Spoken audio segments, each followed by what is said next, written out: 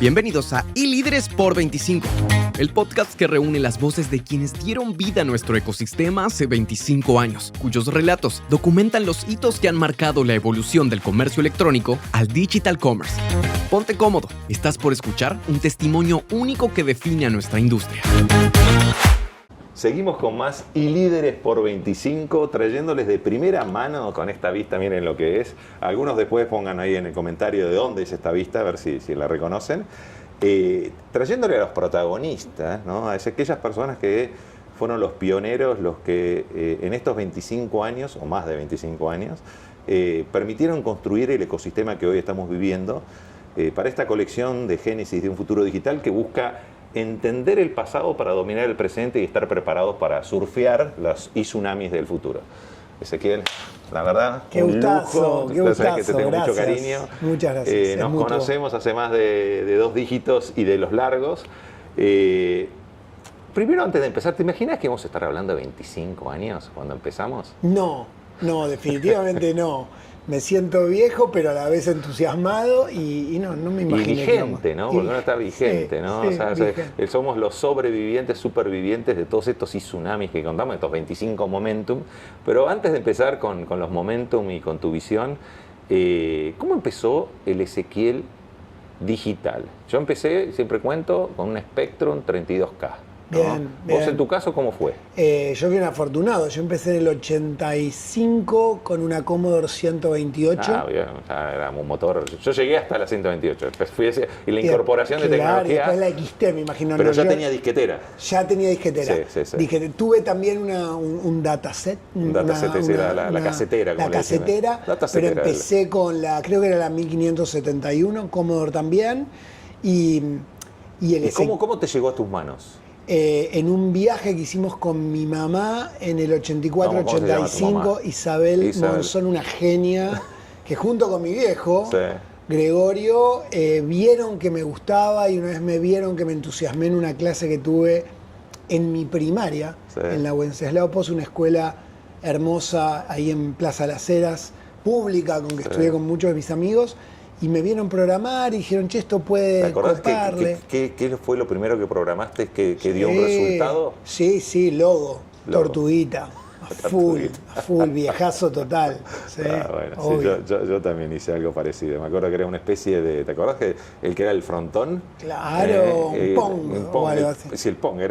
Sí, y yo quemé la Commodore 64. Esto me dice Marco, pero contás siempre las mismas anécdotas. Sí, porque el público se renueva. Obvio. Pero, ¿te acordás que estaba el Atari? Sí. Y venía, la Commodore 64 venía para enchufar un cartridge atrás. Que tenías el multiplan, el cartucho. Sí, bueno, yo quería ver si era compatible, había compatibilidad entre Atari y Commodore. Empíricamente la quemé. Confirmaste que no. Y mi padre me dice, ¿pero cómo se te ocurrió? Porque la desarmé porque no entraba.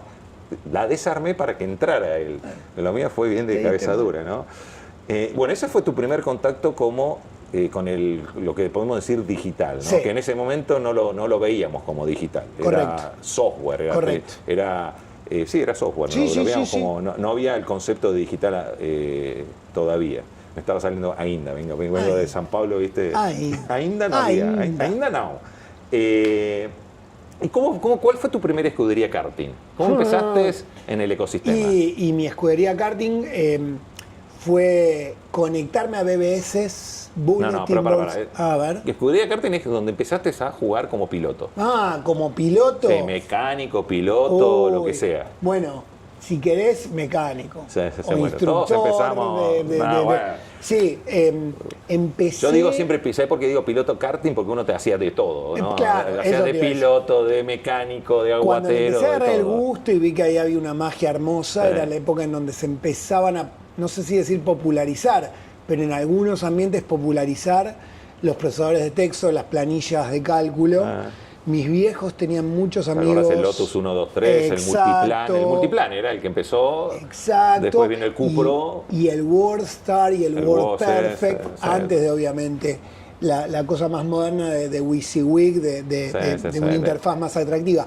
Mis el viejos famoso Windows, ya que estamos en Microsoft, de famoso Windows, ¿no? Que cambió la interfase gráfica, trajo el mouse que hoy parece vintage. Vos ves a alguien con mouse y lo mirás, che, vos se te cayó el DNI con el mouse.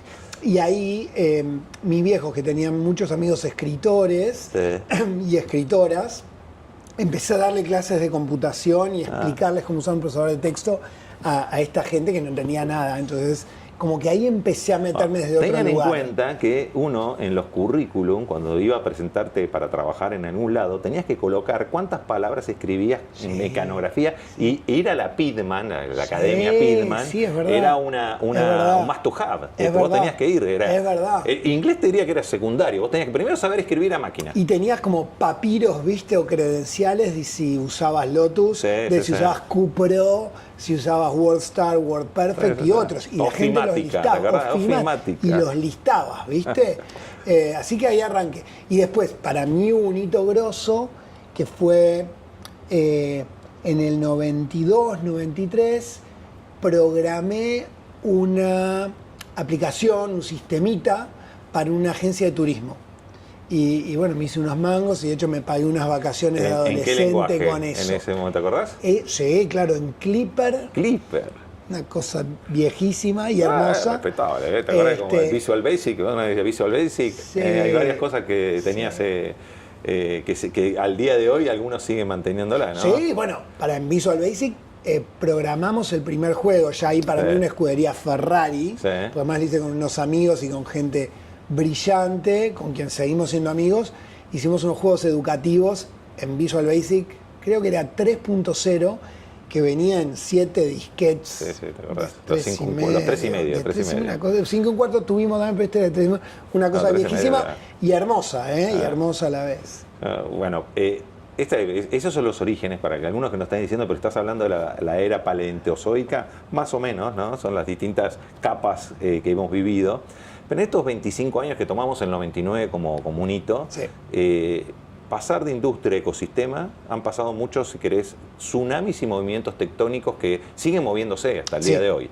Para vos, si tuvieras que elegir 3, y te la voy a hacer más difícil, ¿no? Dale. 3, pero que estén relacionados con lo que es nosotros, que somos del palo duro, ¿no? De los códigos, de los ceros y unos binarios, de lo que soporta o que usan las empresas que están basadas de contenidos, ¿no? Genial. A nivel de e-commerce, a nivel de lo que sea. ¿Cuáles serían para vos los 3 momentos?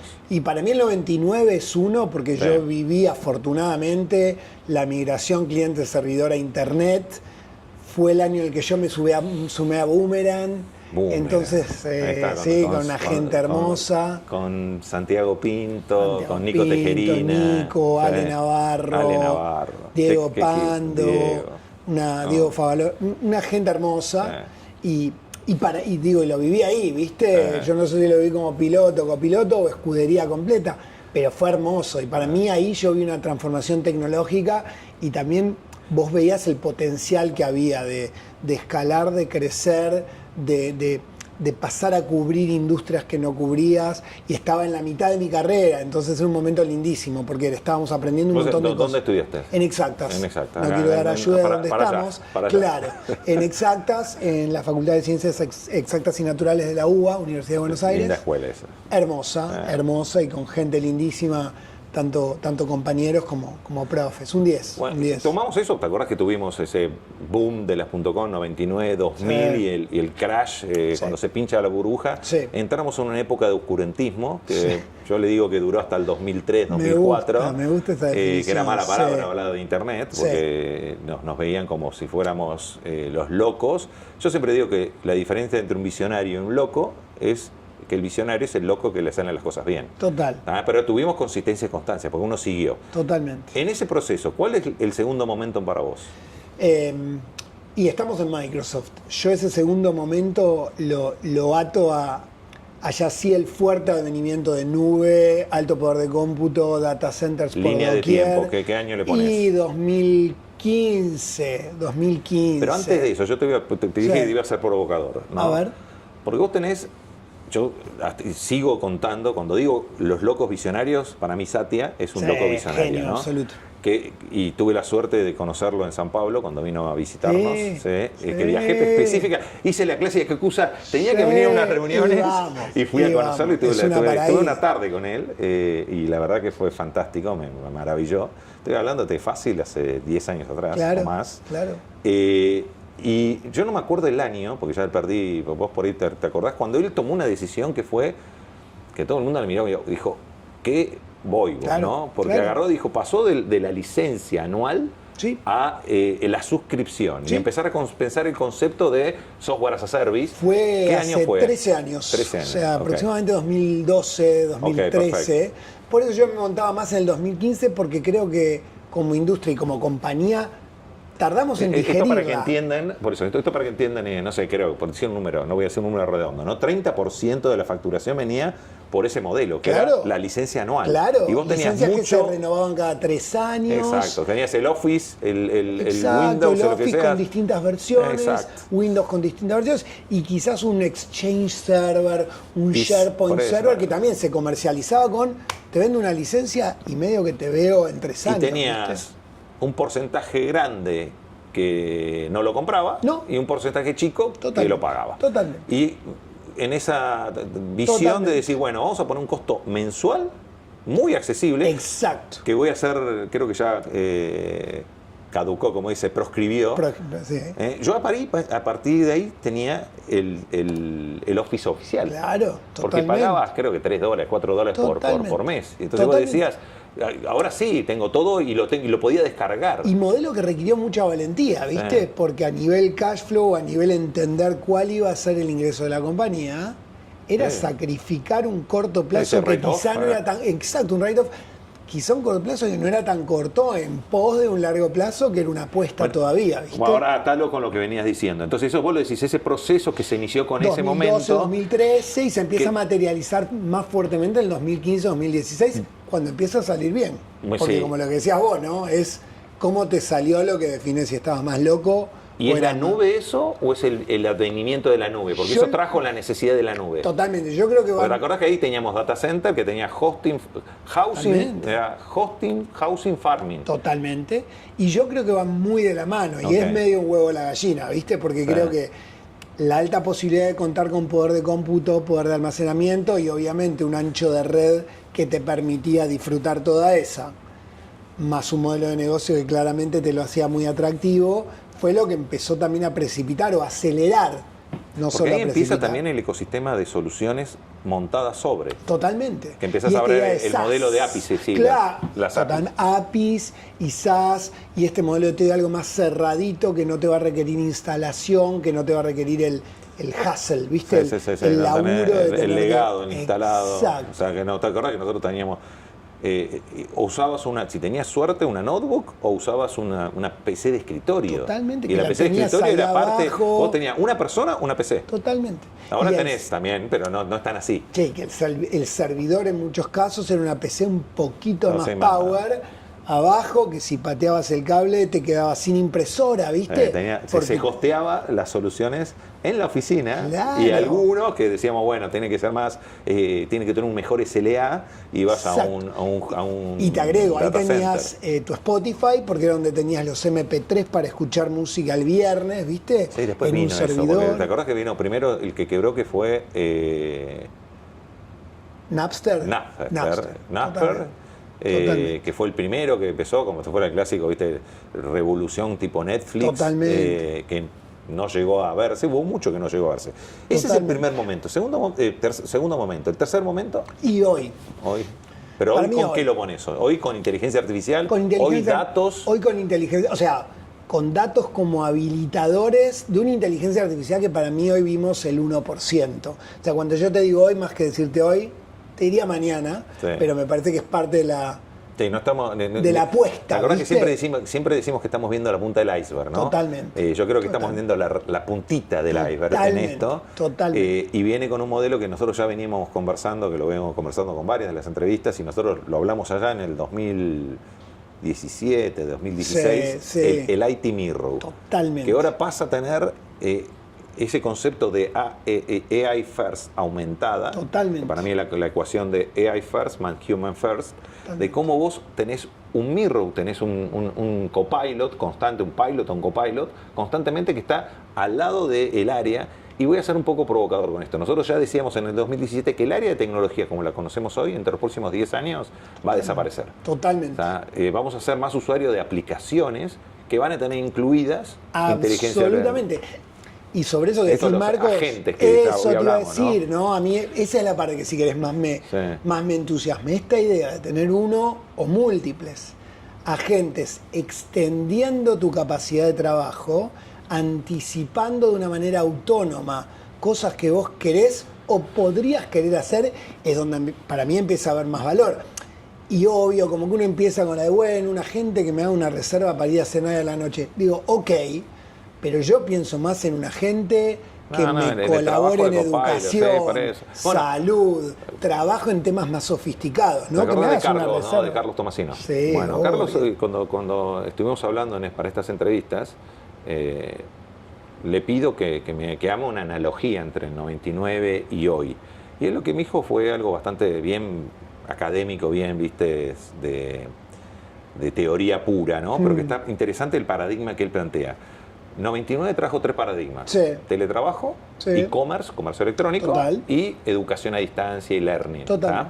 Hoy, todo si queremos, advenimiento, tsunami, hiper tsunami de inteligencia artificial trae el comercio autónomo, el trabajo autónomo y la educación autónoma. El volver, nosotros hoy nos educamos yendo a un aula, tomando sincrónicamente, pero todos en un cohorte, en un grupo, y educás según el plan de estudio. Totalmente. Hoy estandarizado, uniforme. No hay una hiperpersonalización en todo. Y lo mismo que el comercio. Vas a un centro comercial y vos entras a un local y te atienden para más o menos la camisa que te llevas es la misma que la de al lado, quizá en otro tamaño. Punto. Hoy podés volver a tener lo que teníamos en la educación cuando tenían los que podían acceder a ese tipo de educación, que era la educación de Aristóteles, de Platón, que te enseñaba todo. Íbamos caminando y nos vamos charlando. La institutriz o el profesor que venía y te daba las clases particulares y te iba dando el ritmo a cada uno. O también los que vienen en el campo, ¿no? Que tenían eran 15 en el aula y era una sola profesora para todo yo tuve las escuelas rurales, que vos tenés, no tenés no tenés clases, grados, no tenés grados, tenés la escuela y la profesora que te enseña según en donde vos que estás. Tiene 7 años, vamos con matemática básica, y al de 11 un poquito Hoy volvemos más a eso, que creo que es el futuro hacia donde vamos, que es esa hiperpersonalización. Y acá viene uno parte del homenaje, generalmente son grandes, ¿no? Esta vez no venía sin despachar. Te estoy nombrando oficialmente el Ayrton Senna del Digital Commerce. Qué lindo. Vamos a entrar con este otro. Qué lindo. Esta es una versión mini. Esta no la uso mucho, pero generalmente está en parte del homenaje que hacemos para el líder. El tamaño no importa, por 25 es el concepto. Gracias, obvio. Para cuando tus nietos pregunten quién era el abuelo o qué hacía el abuelo, vos decís, yo era el Ayrton Senna del ecosistema del Digital Commerce. Me encanta. En esta visión que estamos viendo, ya vimos los 3 momentos, el impacto, lo que viene con inteligencia artificial. Yo te traje un par de gadgets que son este es el AI Pin, ¿no? Uno vivió, y te voy a hacer la analogía, vivió un boom con lo que fue el boom del mobile, de pensar en mobile first, y hoy estamos en AI first. Tenés dispositivos como que también es son los Ray-Ban, que tiene inteligencia artificial, mirá que no lo nombro, que tiene inteligencia artificial.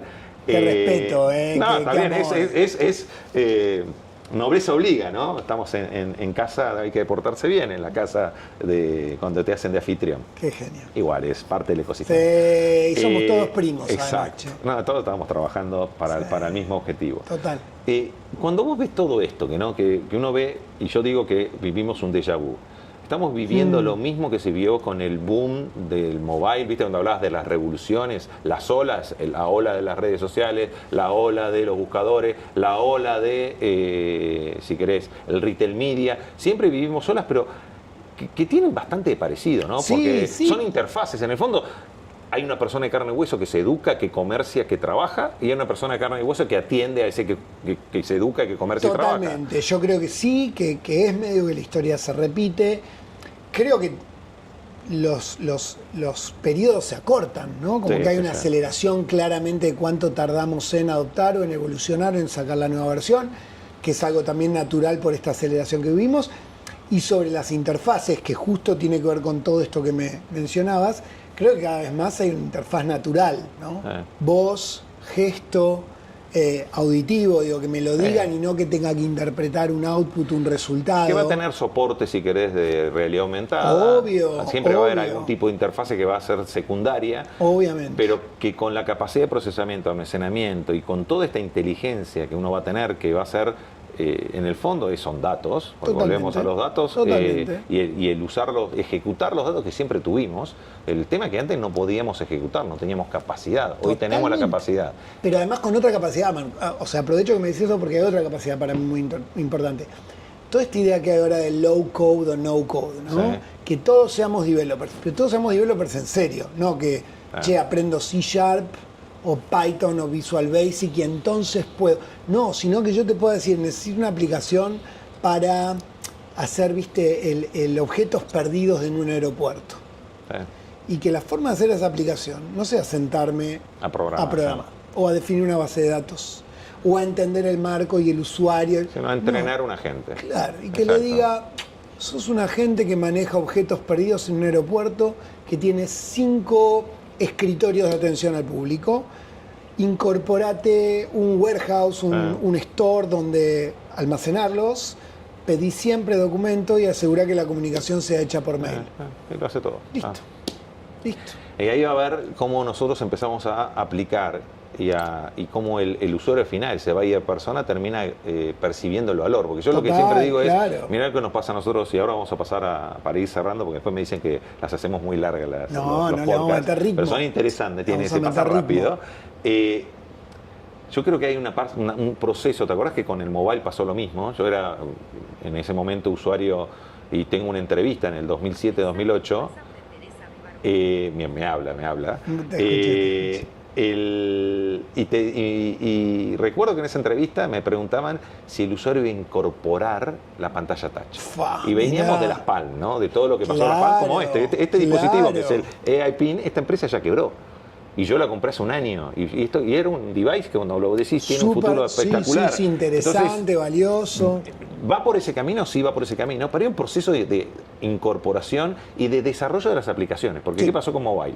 Mobile, la interfaz era muy buena, pero necesitaba tener contenido. Total. Valor. Total. Yo creo que hoy estamos en la misma... O buenas plataformas que no tenían su ecosistema de aplicaciones. O aplicaciones y cayeron casos de uso, pique, yo le llamo ahora. Casos de uso que diga, bueno, aplicación de inteligencia artificial, pero que agregue valor. Obvio. Entonces, ahí empezamos a tener ese proceso de incorporación.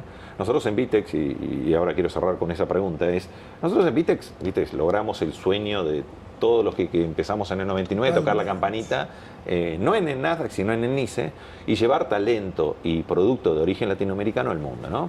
Y una de las cosas que estamos haciendo ahora es toda la parte de Customer Success nuestra, la interfase es un agente. Espectacular. El agente te atiende por 7x24, por 365, aprende, y es el mejor Marcos, el mejor Mariano, el mejor Geraldo, el mejor Rafa, el mejor de los ingenieros, el mejor de los arquitectos. Lo tenés ahí 24/7 de verdad. Y tenés la posibilidad después de escalar. Obvio. Quiero hablar con un real human. O desarrollar el caso más en profundidad con alguien que interactúa, porque empieza el concepto de crew.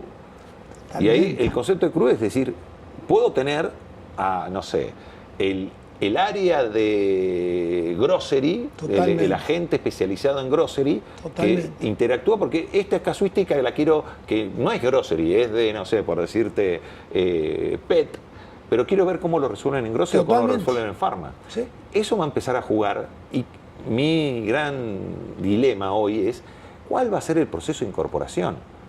Porque nosotros trabajamos mucho con Tier 1, Tier 2. Le tenés que hacer un onboarding, ¿no? ¿Cuán friendly va a ser? Me encanta, y justo similar a lo que hablábamos de la nube, o similar a lo que hablábamos con inteligencia artificial. En realidad este concepto de agentes, yo lo estudié en la facultad hace 26, 27 años. La diferencia es que hoy tenemos la data, el poder de cómputo, el AI, y el apetito de negocios para realmente explotar. Y un ecosistema que está digitalizado. Totalmente. ¿No? O sea, pandemia de por medio. Porque la penetración, ¿no? Si vos seguís, si hubiéramos seguido siendo un dígito en el peso del negocio. No. Y ojo, y el tema más grande es que hoy ya los 2 dígitos que tiene de penetración impactan en todo el negocio. Totalmente.